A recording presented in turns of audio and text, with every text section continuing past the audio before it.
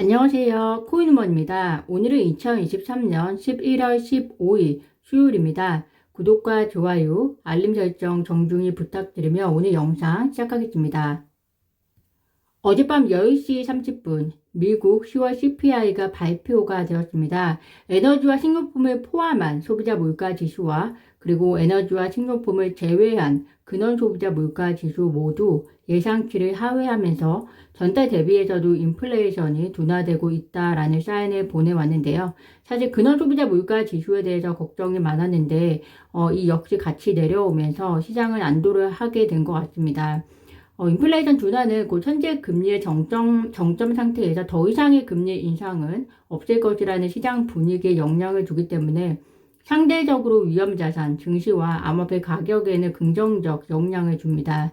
그런데 증시와 달리 암호화폐 시장은 반짝 오름세를 보이다가 급락 상황이 발생하면서 현재 리플의 경우에는 약 836원, 837원에서 왔다 갔다 하는데요. 이런 암호화폐 시장의 가격 하락은 롱포지션 청산과 관련이 어느 정도 있을 것 같습니다. 지난 24시간 기준 3억 7천만 달러, 거의 5천억 원에 가까운 금액이 청산이 되었습니다. 청산 금액은 3개월 내 최대 규모라고 하는데요. 최근에 비트코인 현물 ETF 승인 기대감, 그리고 이더리움 현물 ETF 승인 요청 임박 등의 이유로 암호화폐 시장 분위기가 한껏 무르익으면서 롱포지션 비율이 높아진 상태였습니다. 그런데 매도세에 의한 가격 하락이 롱포지션 청산까지 이어졌다라고 생각하시면 될 것 같고요.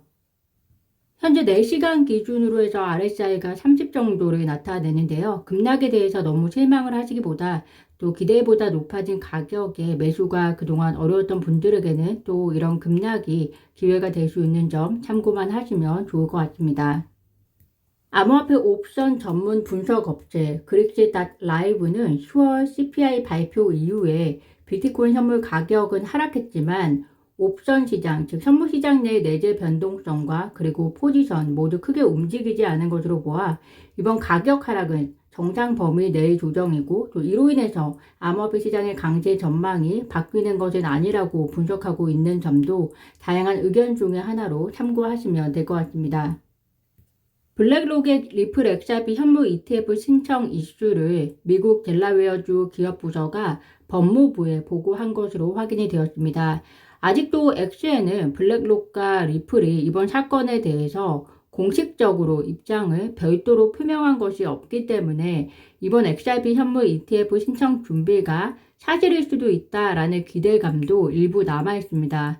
그런데 개인적인 생각으로는 델라웨어주가 XRP 신탁 등록은 가짜라고 이야기를 한 만큼 그렇게 되면 이번 사기성 등록과 관련해서 리플과 블랙록은 전혀 관련이 없는데 그들의 공식 성명이 필요한 것이 아니라 델라웨어주가 어떤 원인에서 해당 사태가 발생한 것인지 파악해서 블랙록의 역으로 알려줘야 하는 것이 더 필요할 것으로 보입니다. 이를 위한 노력을 실제로 델라웨어주가 하고 있는 것으로 보이고요. 델러웨이즈 커뮤니케이션 총괄에 따르면 가짜 신탁 상품 신청서가 고스란히 주 국무부의 웹사이트에 등재된 일이 가진 심각성에 따라서 해당 문제를 법무부로 넘겼다라고 설명을 하고 있거든요. 그래서 진행 상황을 지켜봐 보시면 좋을 것 같습니다.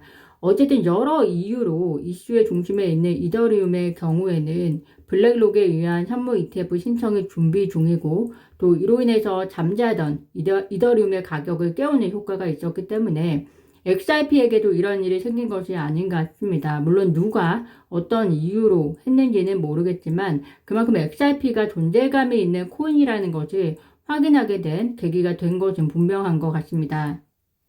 이더리움의 초기 ICO 관련자 네레이오프가 연일 비탈릭과 부테린을 깎아내리고 있는 거 잘 아실 텐데요.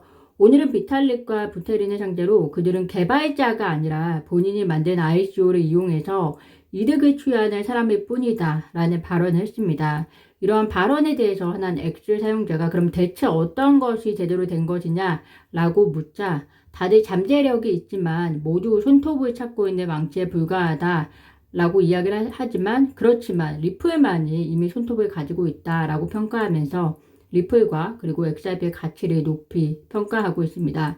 이런 말씀을 드리는 이유는 수많은 코인 중에서 XRP는 독보적인 또 경쟁력을 가지고 있는 것은 분명하고 송금 결제 코인으로서의 포지셔닝도 확실하기 때문에 지금 순서가 아니라고 너무 실망하시기보다 순서가 왔을 때 분명 더 큰 빛을 발하지 않을까라는 기대를 함께 가져보면 좋을 것 같습니다. 돈나머니 캐시우드가 CNBC와의 인터뷰에서 겐슬러 위원장은 과거 MIT에서 암호화폐와 블록체인을 가르친 인물이다. 따라서 그는 비트코인이 조작될 수 없는 투명한 네트워크라는 점을 알고 있다. 그럼에도 SEC가 비트코인 현물 ETF 신청을 계속해서 반려했던 건 미국 재무부 장관을 향한 겐슬러 위원장의 정치적 야망 때문일 수 있다라고 지적했습니다. 겐실러의 임기가 아마 2026년일 텐데요. 임기 만료 전에 혹은 임기 이후에 미국 재무부 장관이 되려면 우선 내년도 대선이 바이든 정부가 계속 이어가야 그게 가능할 것 같습니다. 그런데 지금 상황에서는 어쨌든 해임의 가능성이 재무부 장관 가능성보다 조금 더 크지 않나라는 생각이 듭니다. 오늘 제가 준비한 소식은 여기까지입니다. 오늘도 영상 시청 진심으로 감사드리고요. 구독과 좋아요, 알림 설정은 코인우먼에게 큰 힘이 됩니다. 감사합니다.